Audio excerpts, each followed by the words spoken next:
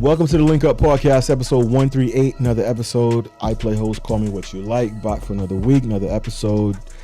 Not the usual suspects in the building today, but to my left, I have the one and only, you know who he is, Mr. Ferrari, Mr. Miami Dolphins, all the losing teams. My favorite person to rib apart, the one and only Salsa Poppy, a.k.a. Chris. Welcome to the pod. You never mentioned the Heat?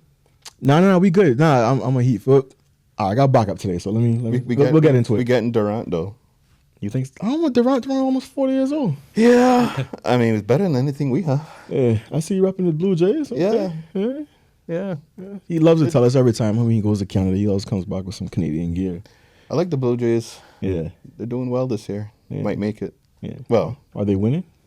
They're in second place. You have a bit of a thing. Once you like a team, they don't win anymore.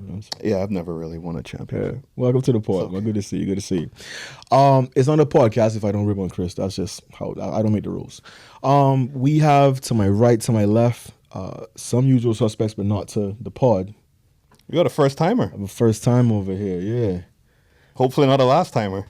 No, definitely not. I'm gonna give the acronym because the government stuff. PAHI, Ministry of Planning. Planning, lands, agriculture, housing, and infrastructure. Oh yeah, we got a remix now starting July 1.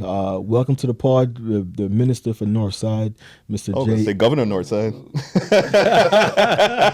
You may be onto something. The Minister for Northside, Mr. J. Ebanks. Welcome to the podcast. Thank you for having me. I'm happy to be here with you all. Yeah, I might have to borrow that ring, man. That ring is heavy. I like that ring, man. I got this when I first got elected, and it was something that I saw before, and I said, you know what, if I ever get elected, I will buy it. And then I end up buying it, engraved my numbers into it. So I can't take it then? No, you can't. It gives like a Super Bowl feel to it, like a Super Bowl ring.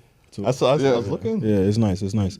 But then also to someone that I know, back to my we have support today because he's a fellow Miami Heat fan. I recall the premier of the Cayman Islands, Mr. Andrel Ebanks. Welcome to the podcast, sir. Hello. Good evening, peeps. I was just looking at your watch, so I'm pocket watching today. I'm watching everybody's jewelry. You party. You got the teal on the watch. I got the teal on the watch, man. Yeah, I like that one. That's nice. He's retreating a little bit. He's like, don't talk about my watch, bro. Welcome to the podcast. Thank you guys for making the time. I know you're very busy. 100 days, and we don't even hit the 100 days yet, right? No, not even. August 9th. Yeah, August 9th or 8th, something like that. Yeah. I'm gonna give you guys credit though. We haven't really seen you in terms of doing the fluff stuff. So that means you guys are behind the scenes putting in the work. That's right. Yeah. Can I go to the governor of Northside first? Go for it. Sure. Let's talk about Northside, man. Let's talk about the rebrand. The rebrand. I think, to be fair, Northside didn't really have representation in cabinet, the right side of government, because we talk about the Far East corner, Southeast corner. Sorry. Yeah. So when you got in there, you was like, "Nah, we need to get this done. We need to get some stuff." Well, when we got in there, it was a matter of I knew I had to be with the government to get anything done. Never thought I would be in the minister's seat. Yeah. But Lord, things happen, and the Lord put you in the right place at the right time. And I've been in there, and I've been happy to serve my people. I love what I do. I have a passion for what I do. Yeah. And I just want to continue doing it. In 2021, did you know that you wanted to, when you were forming the pact at the time, did you know that you wanted to be the Minister of Planning? I didn't actually say that I wanted. Well, if I reverse back a little bit, I was always intrigued, and I said, you know what? If I ever wanted to take over a ministry, it was going to be Kurt Tibbetts' ministry. Okay. And he was the Minister of Planning, Agriculture. He's known as the big dog on this show. so that's. I think I may have dropped that hint on. I think it was the first Chambers debate, when they asked the question if you had the opportunity. I think that's where that came from, and it just bloomed into something after that, and got the opportunity, and I just seized the moment. Happy to, and for me, becoming a minister, bringing the life into Northside, what I thought what my younger age group people wanted, and hearing from the kids what they wanted, and it was just hitting the ground and running with it, right? And Can we go through some of the things that have happened in Northside that everyone you talk to, they drive through Northside, they say it's a brand new district.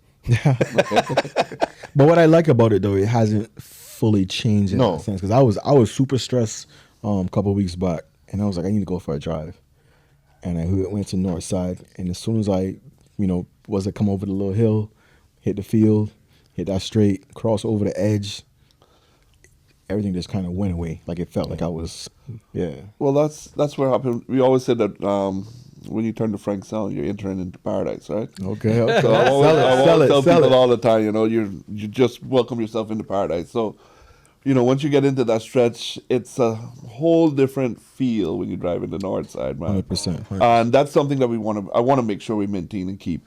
But add a little few amenities what the district needs, but always keep that traditional feel. Yeah. The sign, Chris. Yeah, I love Northside sign. Let me tell you, that was a brainstorm idea. I just came out of I think it was maybe somewhere in Roatan one time, and I saw the sign. And I was like, you know what? I love Northside. It would be very nice down there. I wonder how everybody will appeal to it. I pitched it to the Minister of Tourism at the time, and he thought it was a great idea too. And I said, okay, well, let's see. And it has become the number one focal point when you come into Northside. I mean, I literally have seen people actually standing up there and helping another family take a photo of that sign because there's a line of people that want to get there to take that photo. So, I mean, for Northside, I created a Facebook page said I love Northside. Okay. So you could share your memories. So I'm getting ready to just put a QR code up there also, so you can just scan that. Okay. Oh, to upload it. Top load it right there, so we can always keep track of our family, our members, our visitors, or whoever's in, just to share their memories with us. I'm gonna get Chris to go take one up there too. Chris is he's from East End, but We could film out there, you know what I'm saying? Just set up right by the I love Northside sign. Yeah. Fair enough. Sure.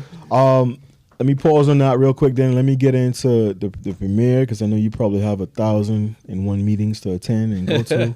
You just came back from London, I would say. Yeah. No, France. Both. Yeah. Strasbourg, Paris. Sorry, Strasbourg, France, and then London. Oh, okay, both. Both. So I know you took back your portfolio of financial services. Took back is a strong word. Oh, man, I didn't mean like that. But in terms Took of back is a strong word. what would you use? Let's tell Continued. So, in terms of the amount of work that's necessary to keep financial services afloat, I'm sure attending these meetings are Crucial. Yeah. Crucial. So the first set of meetings in Strasbourg was the FATF plenary. That's the Financial Action Task Force. And they had, for the first time in their history, allowed for countries who are not full-fledged members. So there's only about 40 or something full members, 40 and change. Everybody else, of the other 200 countries that attend, are part of what they call the global network. But the 40 countries are pretty much the G20 and a few other countries. So the first time in their history, they had a guest membership initiative back in October of last year, where they said, look, we know that we don't necessarily get all the perspectives of all the countries, so we're going to pick 2 members for each year that can then sit at the table and discuss, participate, go into all the working group meetings. You can even speak on matters where there's a vote, but your vote just doesn't count. Okay. Kind of like how the UN does observer status. And so the first 2 countries that they chose were Senegal and Cayman, which is a remarkable story for a country that was on their gray list. They've come to respect so much that now they actually invited us in October 2024 to be a guest member. When was the last time we were on the gray list? The gray list we got off on October 2023. Okay. It was the 27th of October 2023 because my son's birthday was his 10th birthday. Oh, wow. Okay. And in the speech, I kind of mentioned to them, look, you could really do me a big favor as a dad if you Cayman off the great list because my son's birthday. Okay. Just as a joke. But anyway, that's how much. I think it worked, man. It worked. So I went back because the meeting last week was to complete that 1 year as the guest member. Okay. So the purpose of the trip was threefold: complete that, and then 2, they really did honor the work of Julianne Miles, who passed away here locally, who was a part of some of their key working groups. And they said, look, she had done such great work. We want to give a tribute to her in the middle of the plenary. So the plenary is 200 countries in the Council of Europe. Every country has their name played up. And they stopped the proceedings for one of our own who touched them so much. So I remember saying to some of the countries in the margins, you all don't do this every day for some of the big countries. And we recognize her work and her value. So that was the second reason. And then the third reason is that you get a chance to listen to how the standards are evolving firsthand. Yeah. And they're having a new round of assessments. So a new set of listings are about to take place. And the very first country to be tested under the new rounds was happening in that meeting. So I kind of wanted to listen, the rest of the delegation listen and see what's changed. What points did they touch on the most? What points are they emphasizing that you really got to stress in your system, in your financial system? So that was the three reasons for going. And then we took a flight over to London. And then it was 2 days of meeting with UK parliamentarians, practitioners, because a lot of Cayman firms have offices, as you know, in London, to see what they're hearing on the ground, what are the new opportunities of business lines that what's affecting them, and to also meet some of the other overseas territory representatives who have offices there. So every hour was accounted for, full rack of meetings. With the FAFT, what's kind of our actual risk posture in terms of how are we looking for end of the year? In terms of, are we going to be in compliance? So we're in compliance now. Yeah, but I know you said there's like a new... But under the new round, we will get assessed again December 2027. Oh, 27. So we have time to analyze what has changed and make sure that we have an opportunity to amend any legislation to be in compliance because they visit. Yeah. So they will get off the plane sometime in December 2027. And they changed the rules. Yeah. Before you used to be able to pass legislation up until the assessors got off the plane. Now you have to have done that for it to count as part of the assessment. Is tick your laws are in compliance 6 months before they get off the plane. Wow. So the workflow for that typically would be you would pass that information, or whoever would pass that information on to SEMA, and then SEMA would disseminate that to all the financial institutions. It's wider than SEMA. So it's the Department of Commerce and Investment, so it's DCI, Maritime Authority, Civil Aviation, Registrar of Companies, all of these agencies. Yeah. So there's going to be a body or a unit called a National Coordinator. The police are involved because they've got a financial crimes unit. So it's everybody that touches financial crime whatsoever. So all of our agencies are involved in this process. And you got to analyze, customs is involved. So you got to analyze all of the statute book that relates to all of those agencies. How are the standards involved, and what do you need to change? Yeah. I don't think people realize the magnitude of that. When we talk about being on the gray list, or the work that we have to do as a financial services center in the world, there's so many hard workers. I mean, back on the plug for civil servants, but there's so many hardworking civil servants that are doing this day in and day out, trying to make sure we're abiding by the newest regulations, keeping our things in line, so we're not at risk as a jurisdiction. It's a massive country exercise. Yeah. Speaking of a massive exercise, I want to double back a little bit to, I haven't seen you in a while. Last time I saw was pre-election. Since I've seen you, obviously you've done some things. You look a little different. You formed a government. Yes. What was that process like? Because on the outside watching, I was like, oh, it's going to be about a week or so. I had no idea. You turned that around, bro, like it was 2 days when practice. I was actually on television on Compass when the picture came out. Oh we were literally filming. That was and the picture leaked. Oh yeah, it did leak.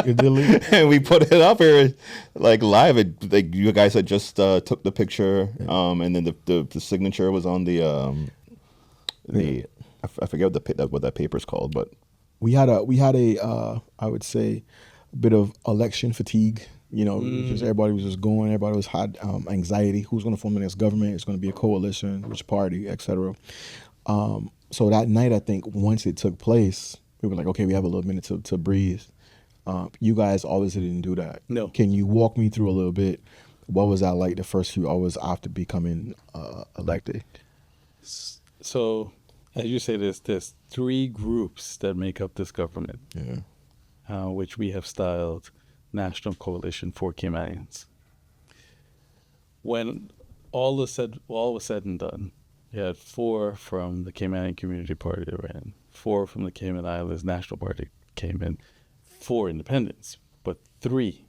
One of the independents had already sort of signaled that he would be more leaning towards the PPM. So it didn't really lend itself to talk to him right away that night. But the other 3, which would have been Jay, Isaac, and Ralston, didn't declare any kind of statements like that. So once we saw the lineup and who was in, particularly when there was the late night upset of Miss Julie Hunter defeating McKeeva, it then became clear that there's a pathway to form a group of 11. And I think Minister Jay's experience and my experience, and I think even though Ralston hasn't been out of the house for 12 years, 3 terms, knew fresh in our minds for 2021 that there is no sleep tonight. There's no celebrating tonight because the election is a means to form the government. Yeah, it's just the beginning. It's just the beginning. So I think all of us recognized that and knew that we had to meet in the small hours of that night. Yes, somebody made it sound. So the first thing is, I think when we all got together. So no one had turtle stew prepared. No turtle stew prepared. I don't think I ate. I don't think it was a bottle of water. I don't think it was a bottle of water. There was no refreshment. Yeah. Got together, and then we kind of had a broad view of what would the leadership look like before we got to specific portfolios. Once we kind of had that meeting of the minds, we said, okay, it's now about 5:36 a.m. 6, yeah. The sun was coming up. Right. We said, all right, let's take a break. Everybody go home, take a fresh. Try to see if you can get a little bit of a cat nap. I don't think I did sleep, but I would not sleep. I would not sleep. Got something to eat, and we will regroup in Northside at 11 a.m. around lunchtime. Yeah. If everybody comes back, then we know this is the group that's meant to hold. If it's not, then it wasn't meant to be. But we had such a camaraderie up until the sun came up. I was fairly confident we were all going to come back together, just how it felt. Ralston does a good job of breaking down stats. And when he broke down how the cumulative effect of what the voters wanted, I think what kept us together is that not only did it feel right of how we all got along, but we also, our reading of the polls is that there was a strong case that this is what the country wanted.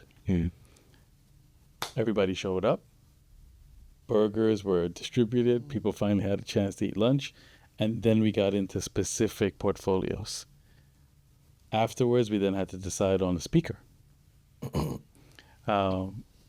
Jay came out with that, and I'm happy to credit him. Say, like, look, we went through several names. What about Ezra Miller? And I was sat back and I thought, and I kind of went into this a little bit in the swearing-in speech.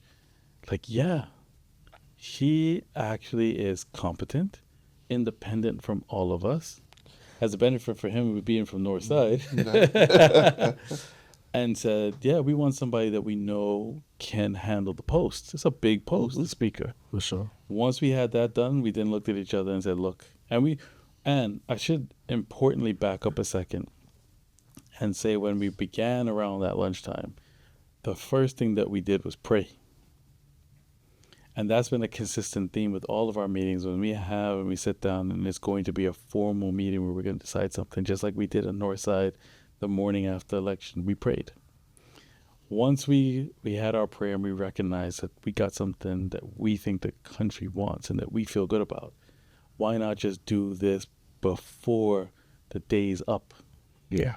And deliver the country a pleasant surprise that this didn't go on for a week. This has formed in less than 24 hours. Was it in the back of your mind, kind of the extended period that you went through in 2021? Oh yeah, I'm sure there's on the back of his. Yeah. Yeah, it was. I mean, I would say that this one was a lot more smoother going together because you knew the lessons learned from 2021. Does help. Basically, I remember.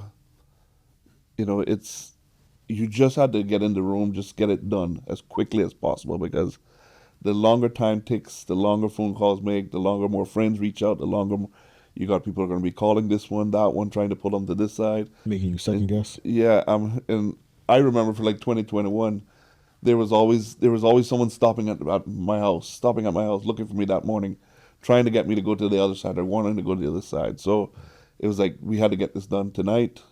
So when I left North Side to go to town to meet to meet the rest of the guys in there, I'm like, and ladies that was all part of this, and to see everybody in the room, and there wasn't any big egos in there. That was the thing, right? It was everybody was just happy. Everybody sat around there. We hashed out what we had to hash out, and as Premier said, we moved forward with it, and we wanted to get to that step to say, you know what, we want to make sure by tomorrow morning, everyone in the country knows there's a government ready to take over. That was important too, to give the country that sort of stability calm back, and stability, right? Because that was a concern in terms of previous years with independence running, the stability, and then obviously we saw the changing of governments. But I wanted to ask, because you mentioned praying, and I always see your tone change when you mention religion, and we go back to even the Wayne Ponton episode in the house when you were holding your rosary. I made comments about it. I said he looked very much so as he was tugging at his heart. How much is of a factor is that religion playing in you in terms of all of these decisions that you're making? 100%. Can't in my experience, can't do anything without it. Good. So the work that we are trying to do, in my view, is as good things as we can, as quick as we can, in our people, that's pleasing in the sight of the Lord. That is essentially for me my North Star. So when I lay my head at night or wake up in the morning, I want to know that the work that we're doing is good work for our people. And I want to know that I feel that there's a strong spiritual connection to the work that we're going to do, and that it is the right thing. Yeah. It's the guiding force. Yeah. What about so we're in budget time right now. We're preparing budgets, SPS, we're preparing and getting ourselves together.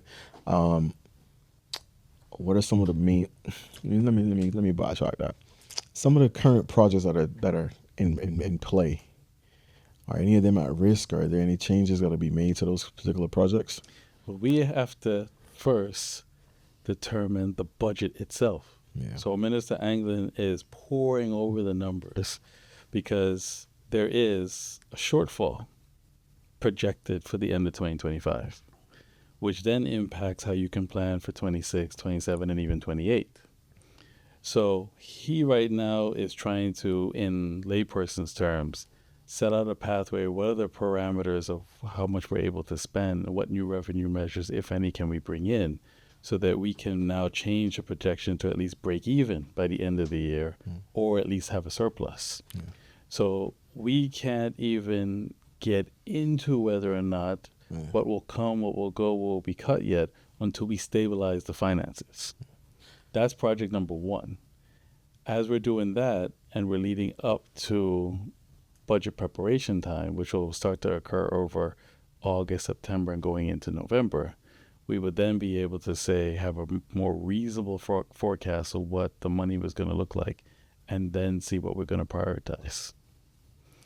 I wanted to ask Minister J, I guess I shouldn't call anybody out specifically, but when a contractor takes on a building, and for whatever reason, that whether it be monetary, labor, whatever, that they can't finish that building. We're talking about like large condominium buildings, and that building just kind of lays derelict. What are the parameters in which the contractor kind of has to work in to make best efforts to finish it? Or do they have to, at any point they have to be forced to sell it? Like, because there's a couple buildings, well, there's one specifically that I'm thinking of. Yeah. Which building is that, Chris? Yeah. Let us know. Yeah. To answer your question right now, no, there isn't. And what we need to do is to be able to look in, deep dive into it and see what are the real pros and cons, what's holding the building up from being completion. Is it something that the contractor needs help with to see to that direction? But to take it off to another level, I mean, that's something that we're going to be looking at legislation work to be bringing into our new planning laws in the future. And I'm hoping that a lot of that we'll be able to speak about in probably around in September time. Okay. To give the people the more focus and direction on where we can go. Another avenue that, you can hold contractors responsible, whereas right now their only avenue that you have is to the courts.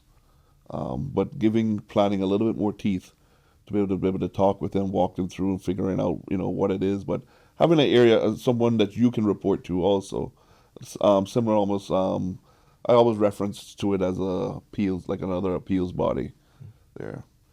But yeah, that one project that I know you're talking about is something that we probably need to have a discussion with the developer and really figure out what's going on behind it. I think I know a little bit what's happening about it, but I think COVID had some playing to do with that too.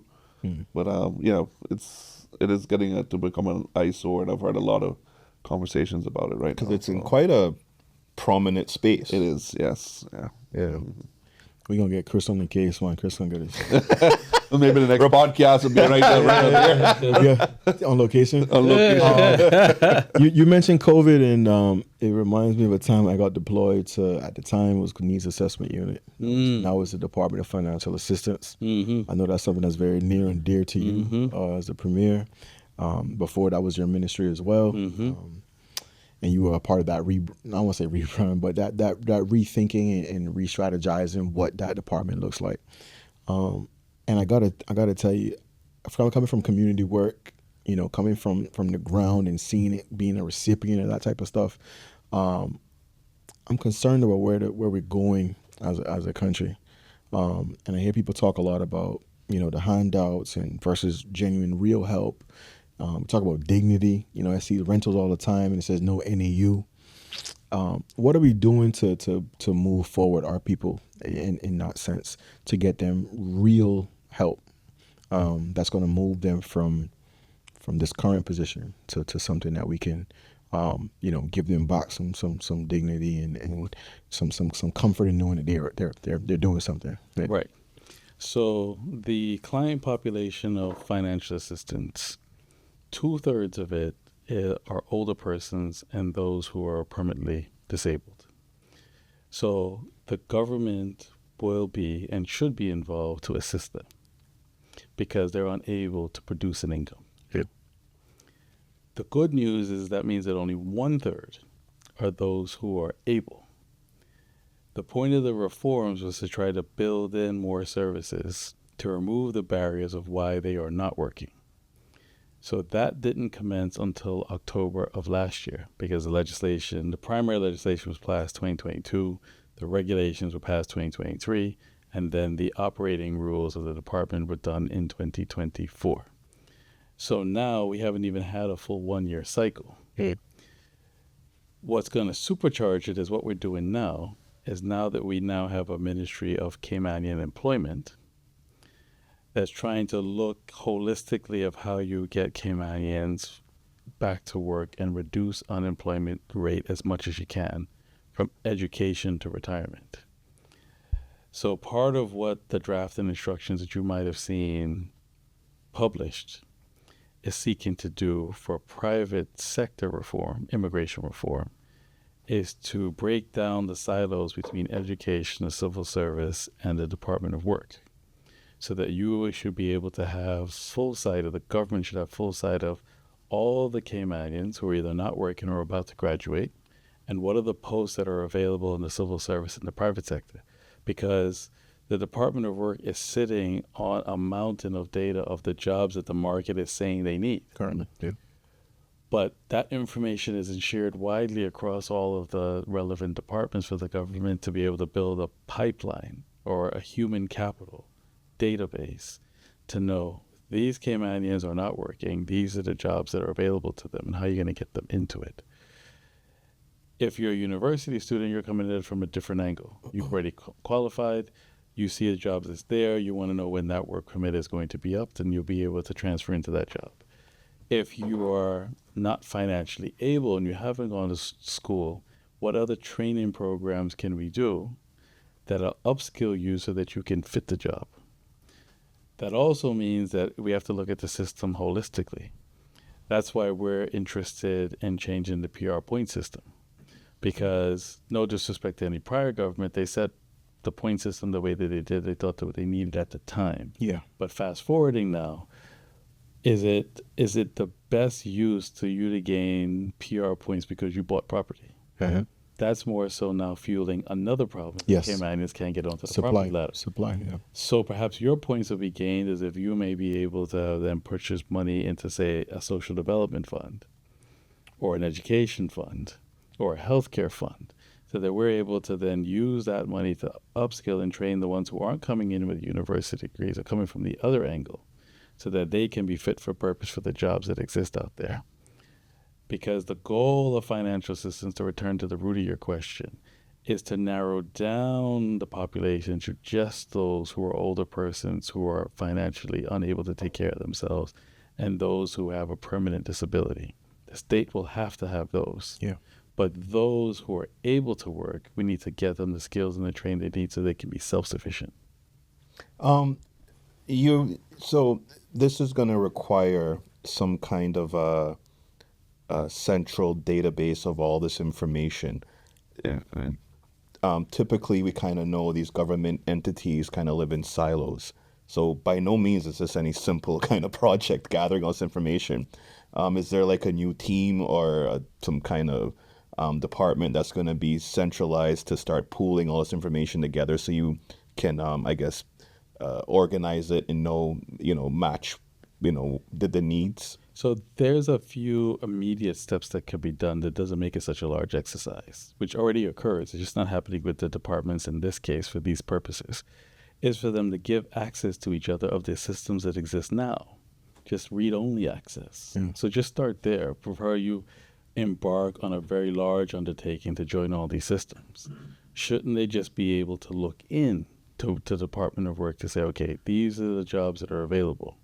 So the larger exercise can come, but we need to just do some common sense things now for starters, because it already exists. So for a certain, say, for financial assistance clients, the Department of Financial Assistance has read-only access to see whether or not you left the country, because they're trying to figure out whether or not, well, if you really need financial assistance, how did you take 3 trips last year? If The audience is laughing. So it already exists. We need to do this in the education space. And so for, say, scholarship students, we just need, for data protection rules, an additional paragraph that says your data could be shared with the Department of Work for the purposes of employment. Once you tick that, because some of them might be minors. Yeah. So once you tick that just for legislative purposes, you're off to the races. You can build on the data later. In addition to that, these exercises aren't as large as you think anymore with AI.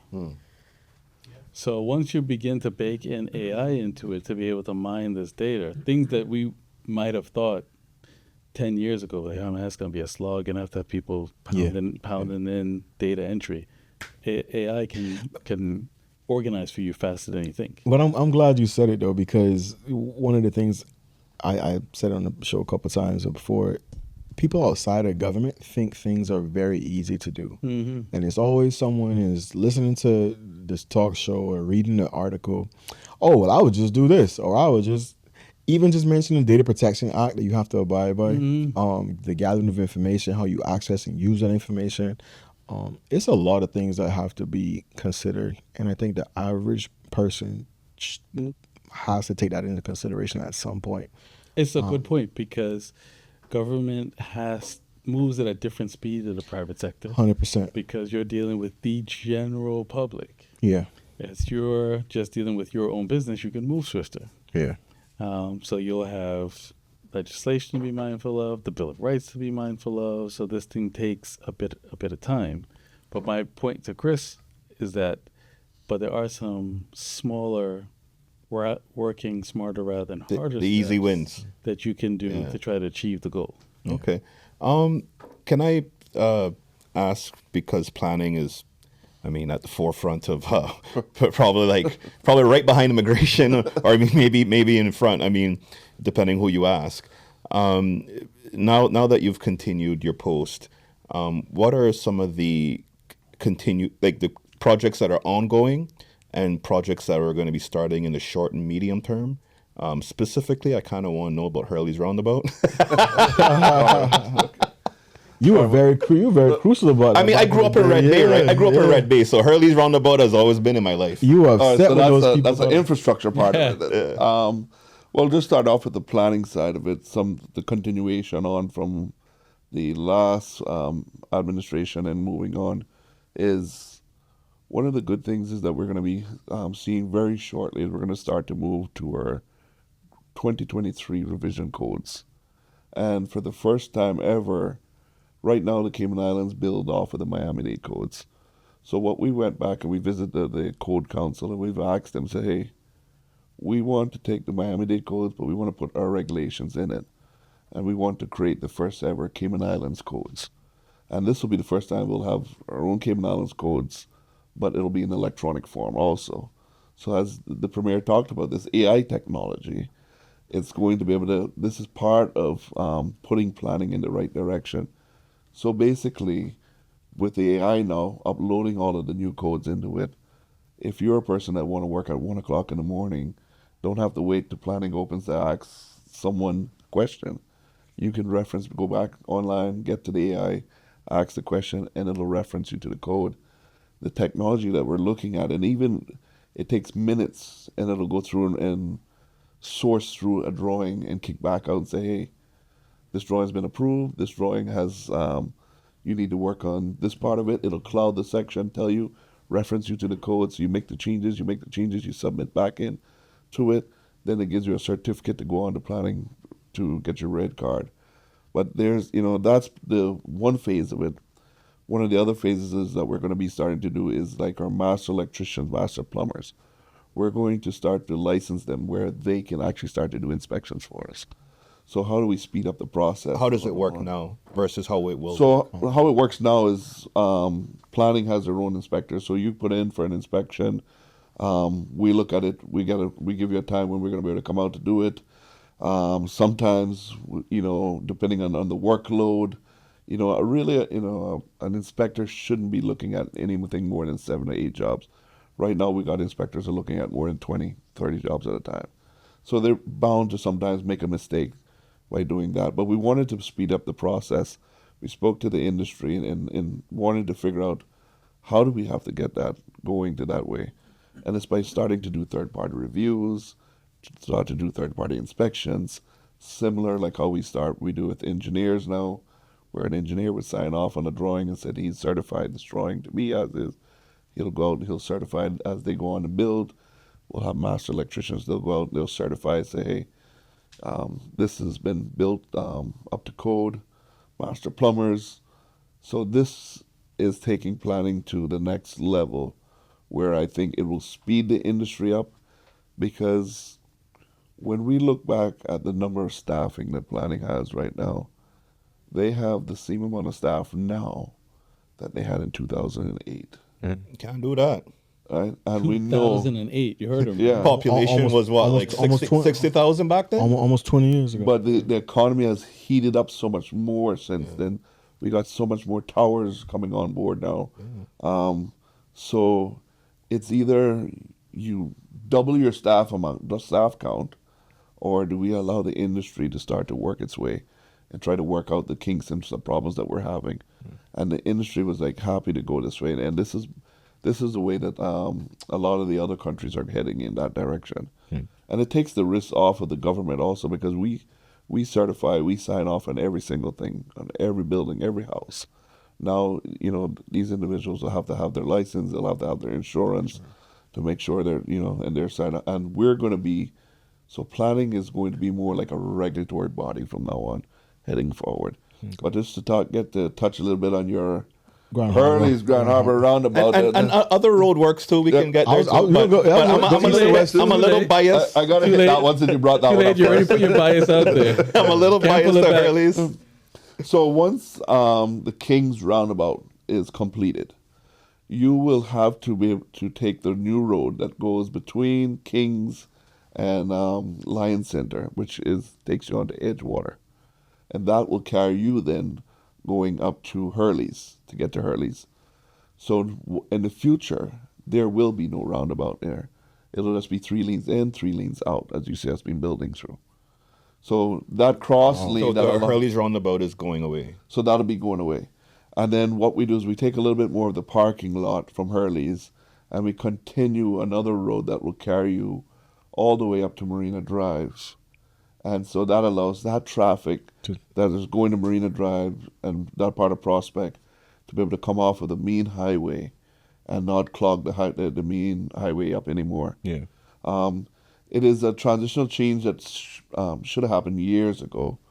We're just getting to it now, but I mean, the first bottleneck that we really had, the massive one that we had to look at first was the Linter Pearson's intersection that we just did, the roundabout we did there, and start to work our way back to the King's roundabout now. I know you got like financing constraints right now, and you guys got to figure it out. But is there like a rough timeline at all? He's really vested. Yeah, he wants to know. So I can.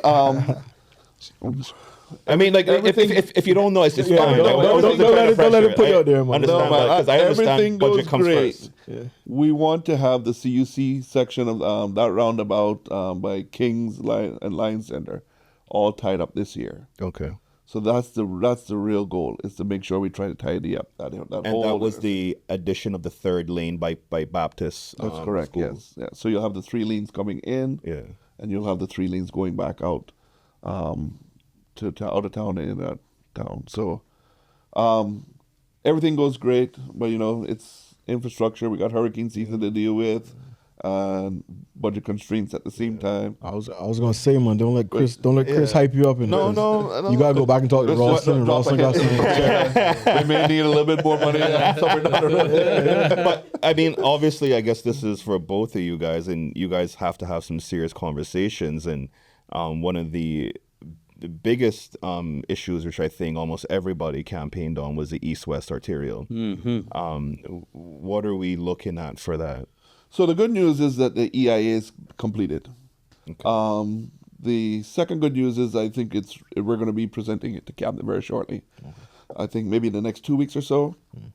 So Cabinet will be able to give its blessing on to be able to move forward with the road, get going. We'll have to put it in the new budget because definitely we don't have the money in this budget for it. What we have allocated now is just trying to tidy up what we're finishing. Yeah. So once we get going and there's sufficient amount of funding there, we want to be able to move the road and start to move east. So that's why our most focal point is to try to complete what's happening at King's and Hurley's this year, so that by next year, when we have money, we could start to focus the east-west and push that road continuing. Let me and Chris know, man. We'll come on there. We'll you want a shovel or you want to? I can move a backhoe, man. Yeah, I'll move a backhoe. Get some free cool labor. Can I ask you to hold your thought for a second, just to pick up on it? Yeah, man. What I'm gonna tell a Premier? No. No, you wait a minute there, Andre.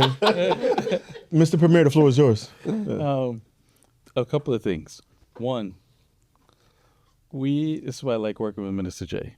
We're looking to innovate. So you heard him on planning. Mm-hmm. So I want to underscore this point. How can we work smarter rather than harder? That's right. Get AI involved.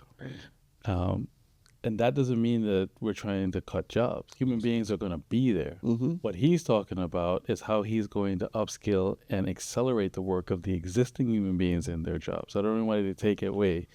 I say, oh, well, AI will come in, everybody in planning will lose their jobs. It's going to make their life so much more easier. He's just innovating.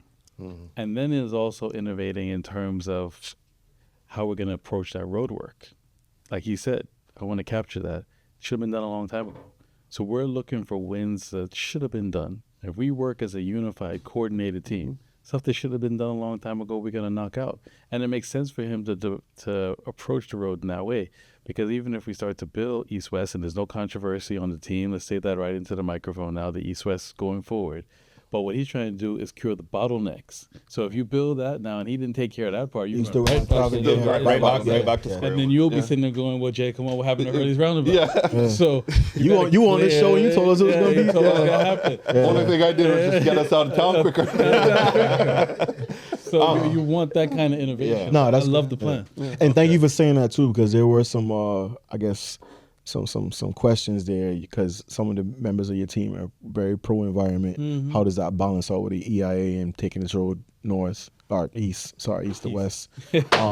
So got some people excited in the box. That's fine. But yeah, so I wanted to switch gears a little bit. We talking about. Can I ask a not sexy question? No, I can tell you no. Nah, go ahead, man. Go ahead. It's a topic that doesn't really get talked about much because it's one of the things that's not as sexy as tourism or infrastructure or immigration or whatever.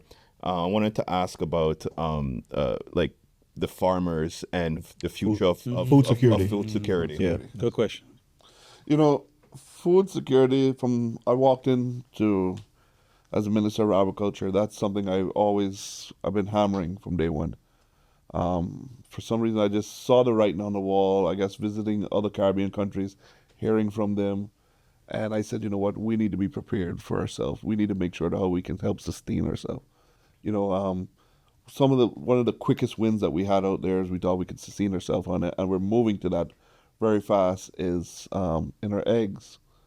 We have enough farmers on here that's producing enough eggs. 'Cause when I first got in here, there was a large egg farmer that was just saying he was coming out of the business because he could not get his eggs sold. He was just giving them away. I'm like, oh, why are you giving them away? I says, everybody should be eating local eggs. So we rebranded. We came back. We met with the grocery stores, figured out what the problems were, how they wanted to see. It was, so they wanted to make sure it was packaged, labeled correctly. Everybody went through a proper training course of how it was. We found probably the world's best egg person that we could find in the world. Actually was from Romania, came here. And when he first came here, I think he went from a massive dealing with probably it was so big. I think it was maybe a company that was dealing with over maybe 2 million chickens and eggs in a certain period of time, to come into an island that was like not even a handful for him, right? Yeah. And he was like, at the first day, he was like, man, did I really make the right choice to come here? And we spoke to him because he literally broke down, because this is someone that you could put on your podcast and he could talk from morning to evening and tell you everything about an egg, right? And you would be you would just stay connected with him on it, right? And so we said, hey, you have a full blanket. Here's what you need to do. This is what we want to do. We want to help sustain ourselves. And he went out and he got all the farmers trained in the direction that they had to go, got the grocery stores what they wanted, and now we're there. So we figure by next year, easily in next year, we should be hitting at 40% where we're at for what we import with eggs. Okay. And I think within the next couple of years, we should be able to hit that 100 mark where we don't need to import eggs anymore. And the next good thing that we're looking at is the poultry side, which is another good win, is because I always reference back, I said, listen, if Jamaica can do it with best dress, we can do it here. We can help sustain ourselves with the poultry. It's very easy to do. We just need the land space to do it, be able to fit it up, but the one thing that harms most farmers is getting access to capital. That's their biggest problem. Sure. But once we can get to that direction and start to get them there and help there, we'll be able to help sustain ourselves. But not only just from what we can grow here, but we have to look at opening up other avenues. And this is why I was down in Honduras trying to open up down there to try to get more trading happening from there. We had the minister from Colombia come to the island, wanted to open up to Colombia, and said, hey, we already have a vessel that goes to Jamaica. We're willing to make that vessel come to the Cayman Islands also to be able to help. We have everything that you guys need. you guys can get from South America. And we want to help you up down there. We got a Well, question. hold on, Chris speaks a Got a little question. Spanish. So if you need anybody to go down to Colombia, You can send me. A question. Do we offer any land for leasing for farmers in East End? Yes, we do. So we created our land lease policy. And I must say, I think the land was probably purchased 40 years ago for farmers. So recently we've just put in the road. We've cleared all the property. We've had a machine go in and mulch the land, bring up the soil, topsoil.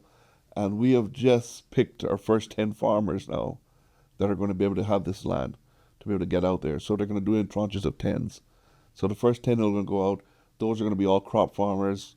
And I would say within the next, probably by the middle of next month, you'll hear the announcements of that. And then we want to continue pushing, but we want to be able to look for not only just land in East End, but other good quality farmlands in Savannah, Northside. I mean, anywhere that we can find good quality farm, want to be able to protect that. No, Red Bay song. Sorry. So I love Red Bay, but it's song. We can't have too much salt tolerant areas. But we need to protect some of our most vulnerable farmland, right? Because we're building homes, we're building buildings on land that we should have been protecting for farming, for agriculture use only. okay. And that's something we need to continue to look for. But right now, the only place that we can get good farmland is left in the eastern side. I want to give your department a big up and some flowers, because they offer some great programs and training courses for irrigation, farming, planting, all of that stuff. I mean, a lot of people, and it's all for free. It's all free. It's all free. We're even looking into starting to, some of the younger generations that have come by want to learn how to start to do the cuts for meats. So we're going to start to look into that, where we can have a one of the butchers from maybe one of the grocery stores come in and teach some of the younger kids that want to be able to learn, that still want that old tradition of doing their slaughtering of animals back at the, in the eastern side of the island. Didn't have to send everything to the Avatar to get it done. So it's amazing. I mean, and agriculture offers just about any kind of program you need to help. And I mean, if there's something that you have, so if you're out there and you can't get anything to grow, we can come out there and test your soil, and help you and show you what's wrong with it and what needs to be done. And I mean, we go back to some of the drones I've looked at for agriculture. So there's this one particular drone I quite remember. It can scan the whole field. So it'll go over 10 acres. And it'll actually pick up every insect that's out there, and it'll tell us what insect that is. And then that's what? Yeah, so that's right. So then it'll go. LiDAR? D is so smart. Yeah. He Googled it just now. Oh, he trying to buy one? That's AI. Oh, he has one in his bag. Okay. He's got one in his bag. Yeah. All right. So see, There you go. So, Young Cayman. oh, you asked. Okay, all right. So, so you got drones that can go out there and pick these little insects out and reference and tell us what, so we can go back out and spray exactly what needs to be sprayed for the farm. But then there's also drones that, whereas before we would send 4 or 5 men out in a field with a pump and spray, now we send a drone out. That drone can spray 10 acres. The guy can sit down in a vehicle and spray it in 30 minutes. Yeah. That's crazy. And not only that, he can fertilize the field at the same time. So this is the technology that we want to bring into farming, for the agriculture, to help our farmers push. And that's wild. This ties in directly with cost of living, bringing down the food costs. Absolutely. Absolutely. And I can tell you, if just about everything I've seen in South America, let me reverse back a little bit. South America isn't starving. They have some of the best quality food. They have some of the best fruits. They have vegetables that I've seen. It is there. We just gotta steal it. So they got the fruits, they got the vegetables, they got what we want. Yeah. Oh, we got the money. We just need to go down there to buy something. It's a trade, not a steal. Yeah, not a steal. Keeping it real, one. That's all. You said we're going down, me and you? We could get a sponsorship. Department of Agriculture sent us down. The link up Colombia. Real quick, Department of Agriculture. I want to big up Wilbur. Welcome. You gotta put him over there. That's a good young Big Caymanian. post. Big up, man. big up, big up. Yeah, That man. boy is smart. He's capable. Great guy. You got one there with Wilbur. So shout outs to Wilbur. Awesome. I want to get to the premiere real quick. I gotta get you out of here. I know you have a bunch of things. Thank you again for your time, Jay, as well. What are some of the things we can expect, I guess, going forward over the next couple of weeks, couple of months? Yeah. You mentioned some of your common sense sort of small wins that you want to go after. What can our audience, our people, our Caymanians expect? So in terms of us, let's start us as an organizational level. We talked about it in a few days and weeks after it was swearing in, and we're working on it now to have our coalition agreement. So that's going to set out our project program so the public can see how we're going to operate and interact with each other and what are the main projects.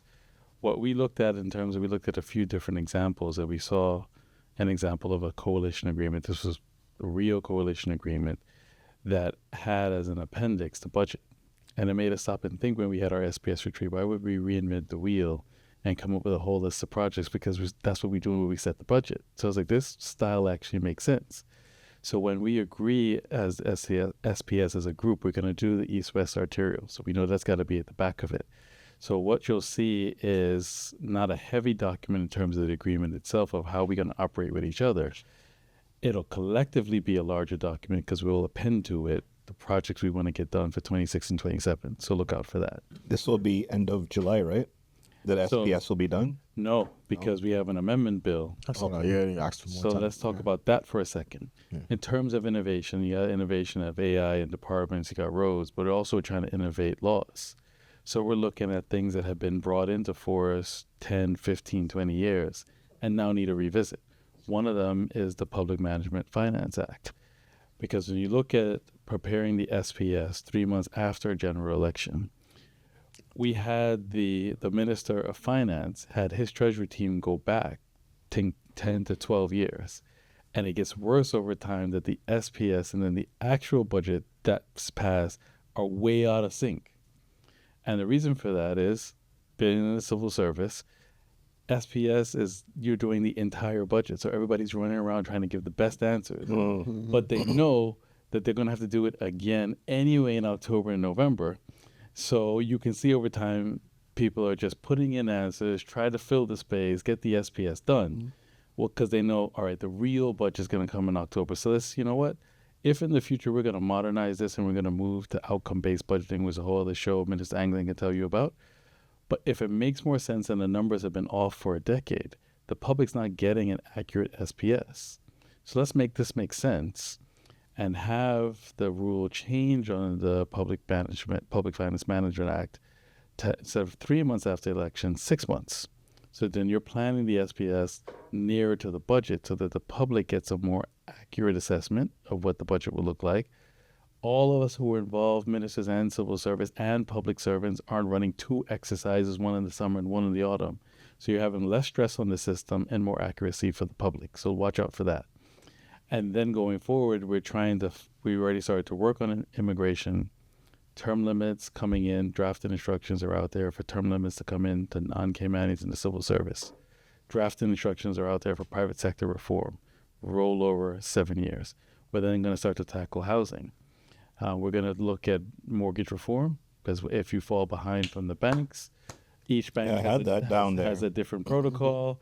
You might get this one if you're banking with one bank, and the other one is have a different set of rules, have a uniform code. Then go on to move on in terms of residency and residential and tenancy, how the landlords and tenants are actually operating with each other. From financial services standpoint, trying to do 2 things: prepare for the assessments that we talked about in terms of the Financial Action Task Force, but also not forget that we also have to have some commercial legislation. So right now there's an amendment to the Virtual Assets Act to recognize tokenized funds.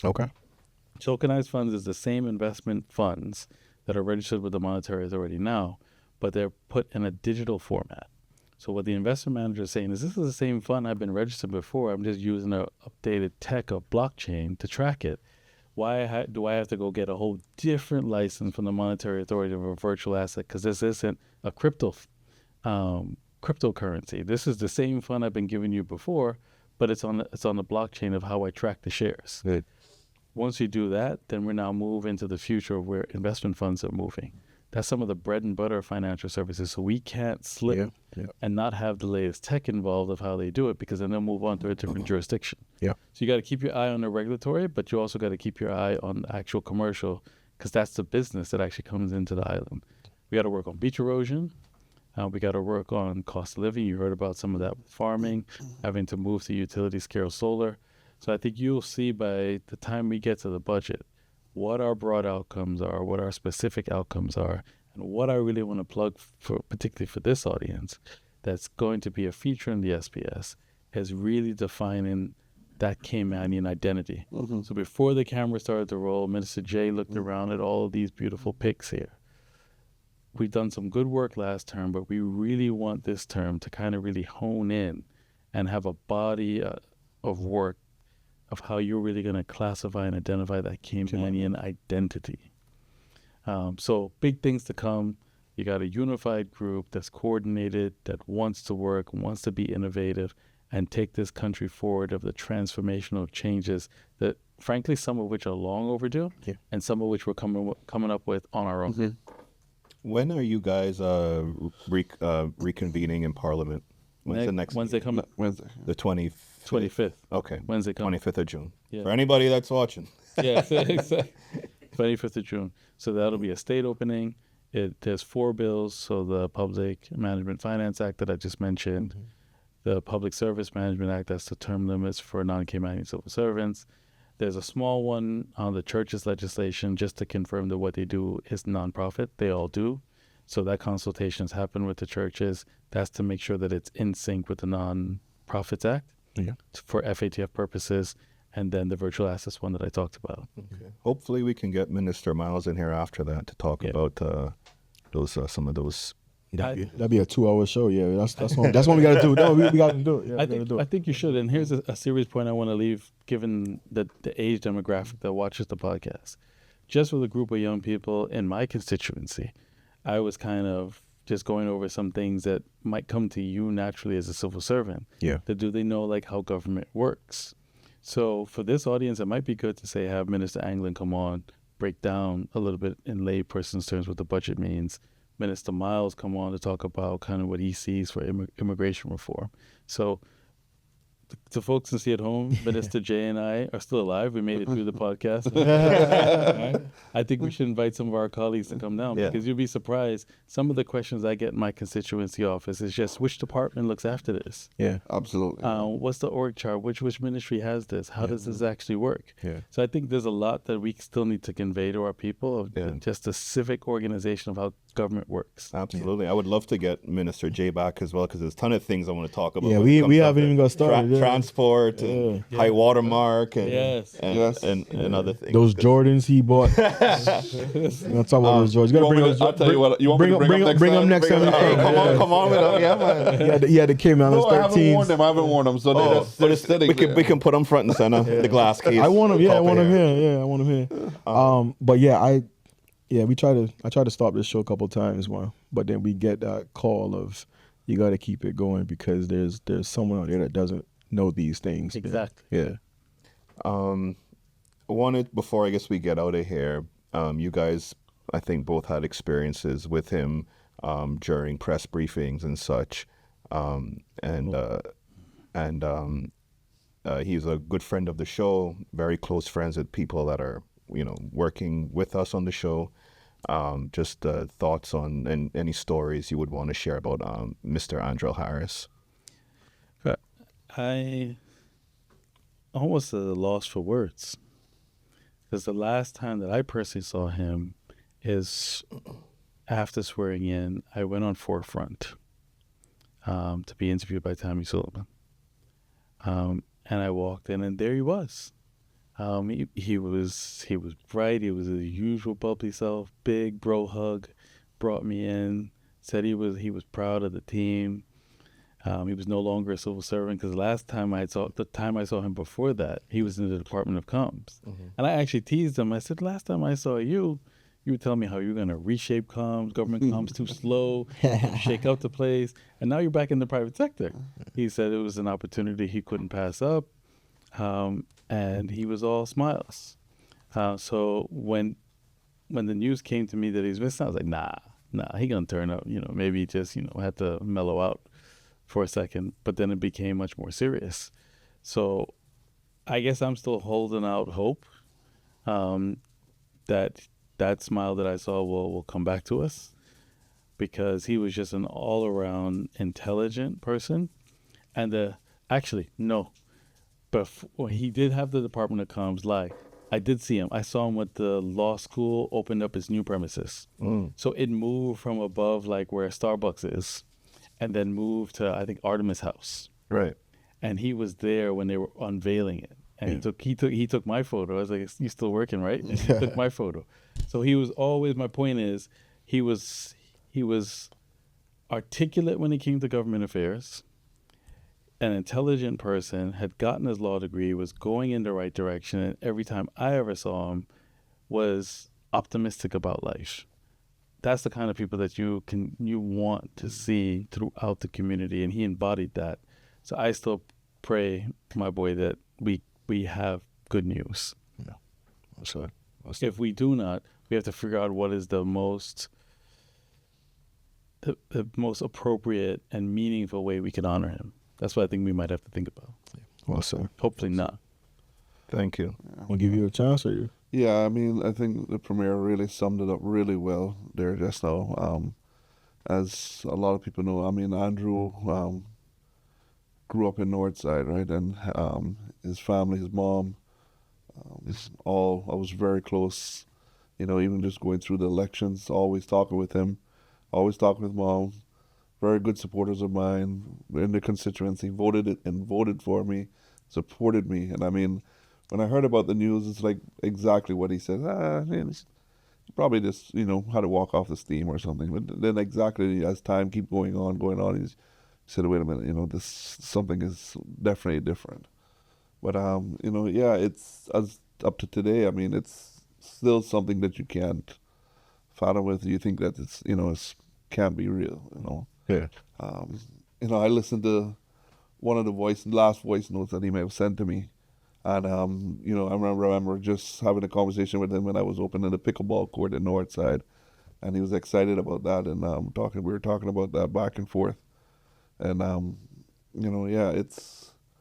for me, Andrew was a little bit always closer with me because, he was always my go-to person when I wanted to hit him up with anything about the news or anything like that. And he always said, listen, if you need any backing in Northside, you let me know. I'm always there to help you. Right? And shout out to his mom and family. I know it's, people don't know what it is to go through it until you've been there and then 100%. physically, we think we could feel it, but it's a really emotional situation. And I think Andrew pretty much probably touched the whole country, because in some way or the other, pretty much everyone knew who he was. Absolutely. Because if they didn't see him on the TV, they saw him somewhere out at one of the sports centers or doing something. So from the old to the younger generation, pretty much knew him. Yeah. Excellent coverage during the COVID eras. Absolutely. Yeah, I'm impressed. Press conferences. The Coast Guard, just flowers for their efforts and their professionalism during the search. Yeah, all of the agencies involved. Yeah, all of the outlets. Yeah, for sure. You mentioned real quick too. You mentioned sort of like blowing off steam, and I think about our leaders. I think about people who have these incredible burdens on their back. Right, you have to make these decisions for the majority, not just a small group. What are you guys? Just to kind of take it back to link up. What are you guys? What's your downtime like? What are you doing? What are you watching? What are you reading? I know you're a Heat fan, so we haven't had any success with that this year. No. But yeah, what's the Premier doing to kind of kick back a little bit sometimes, and also Minister J? I try to get home most nights. I'm not always successful most nights. Try to get home before bedtime. My kids are 11 and 10, boy and girl, and just being able to put them to bed everything, the day melts away. Okay. Pickleball. I like to play pickleball. Oh yeah, I saw that. Yeah. Hold on. Yeah, we saw that. Yeah. We need our match. We don't have a court yet. Yeah. So you We don't have our. See, it all comes together now. Let's do that. I want to link up podcast match. You play pickleball or no? Yeah. All right, that's it. I'm trash, but I play. I want a match. Sorry. I'm with you. I play for a sweat, man. Yeah. I just go get my steps in. Steps in and blow off some steam. No, I want that. Let's do that. North side. that. Yeah, I'm serious. I'm gonna plot it up. Sorry. Yeah. Sure. Church, pickleball, and the kids. Yeah. Yeah, that's how you decompress. Okay. Well said. Mr. J. Downtime is always a good thing to have, right? But sometimes, boy, in the business of being a minister, you don't know where to find it half the time. You're always so busy, and you're always wanting to put everybody else's priority ahead of your own. Mm-hmm. And one of the main things is really having a good family network, having a good wife behind you, because that means having that family network behind you, that you know that your family is okay because you're out there doing the business of the country and trying to help other families is great. And one of my main downtimes is just getting in my garage and working on jet skis, pulling motors down, and There you go. working amongst the kids that are there. I mean, I started a Northside racing team, right? And, I have got probably 10. My wife might be probably call me and I'll say, hey, no, it's more like 20 today. But I mean, that's just how it is, right? But I enjoy just getting my hands dirty and getting into the field with them and working with those. And that, to me, that is my downtimes. Like, I could probably go home tonight. I probably got 5 kids in the garage working on something. If it's not that, it's probably one of their cars or something. And just stopping and working with them, getting involved with them, that's my stress relief. The other one, it's just being out on the banks fishing. Sometimes it's just putting the rods out, then doing 12, 14 knots, and just trolling, getting the breeze blowing into you, and you're just forgetting it. And especially being out at that one peak of time in the morning when the sun is just rising. Yeah. And There's nothing more beauual to being out. It's the most calming place to be. Oh. Yeah. I never got into it too much, but I can appreciate it now as I'm older. Oh. Yeah. It's different. Even just getting out in the early morning and just watching the sunrise, right? I mean, if you get the opportunity just to step out of the door just before that sun actually peaks, that glow of sun that's coming up versus what is up at 12 o'clock is totally different towards you. I mean, it just gives you that energy and feel. That's when you mentioned the farmers earlier using AI and drones. I'm like, yo, I cannot be out in the field watering and doing. That sounds good to me. Yeah. So I'm with you on the sunrise tip, and I also need a visa for Northside. I want to try to get like a weekend visa. He from town, so we say how we treat them. I have a lot of East End and North Side, we get along. We could, But these town us know. We can stamp a visa for you as long as you don't speed coming in, right? Just respect the laws. y'all got a bumps now? No, So we had to put in the speed bumps for some people coming in, speeding through the district. But again, it's good. It's man. about protecting lives at the same time. Yeah, man. West Bay for Thank you. West Bay for the girls, and Northside for the tranquility and the. But you still got to bring the girls that direction too. So don't forget, tranquility doesn't work that by itself. Or is he gonna kill you? Just to keep it spicy, man. Before we get out of here, any final comments? I know we kind of went through a lot. D, where we at for time? Mm-hmm. Who wants to? It go always first? blows by so fast. Yeah. I mean, it is first time on the show. Thank you guys for having me. Please don't make it be your last. No, one. I mean, I hope you enjoyed it. Just give me another shout out. Let me know, man. I'll be happy to come back and talk a little bit more about transport, agriculture, housing, infrastructure, anything that you want to talk about. Happy to be here. I'm always happy to talk about people with everything that I've got under my mandate. Ports, what we want to look for, the airports and stuff like that. Oh yeah, Sure big that. changes coming. Yeah, Definitely, we're going to make sure we try to squeeze those, to make sure we get those jetways done. I was gonna say that's a big a one. lot of people always said, they always do all the work at the airport, but they never put these jetways in. Yeah. That mandate has already been sent down there to the airport. Say, hey, any expansion we're looking at has to include jetways into it. So just make them clear or something. Yeah. Good stuff, yeah. But Premier. Thank you all. Just I think Mr. J summed it up, but I'll sum it up as well. Second time? 2 times? 2 times. Yeah, 2 times. The 2 times. Yeah, 2 times. Hopefully, It won't be the last. No. Like Minister J said, it's a pleasure. It's a good environment. We're able to just talk. It almost feels like we're in like somebody's kitchen. Yeah. front porch. Front porch, just talking, right? With artwork. That's all. Yeah. But yeah, I think the country is going to be excited by what we have to offer. I mean, I already feel the excitement. Yeah. I'll say it again: coordinated group, looking to do transformative things for the country, move the country forward in a lot of key areas that should have been done. Innovation is on the way. We're just very excited to continue to have our plans go out. So God bless you all. Thank you for what you do. This is an important medium. It hits a particular demographic and more. We want to continue on our communication train to try to have as many voices as possible. You're not dealing with people who are shy. We're proud of the initiatives we want to do. And we're looking forward to moving the country in a meaningful and more advanced ways for Caymanians. I appreciate you being willing to be outside and to constantly be available to actually be transparent in what you're doing, whether it's through doing interviews, whether it's on your own social media where you're giving updates on when you're traveling and what your agenda is. We really haven't seen this level of openness before. Yeah. And it is appreciated, trust me. Yeah, because we've seen politicians stop answering the WhatsApps once they No, it's true. I mean, once they get elected, and it's Change their number or something. hit my PA. oh, I called you the other day. You didn't respond. Yeah, come on. No. So no, we appreciate your responsiveness. Thank you. And also just I guess your level of activity. I leave this episode very encouraged for us as a country moving forward for the future. So I hope everybody else does as well. Thank you. And this will not be the last time. We're doing pickleball in Northside. Yeah. All right. Chris, any final comments? No, I appreciate you guys making the time. This has been a wonderful experience.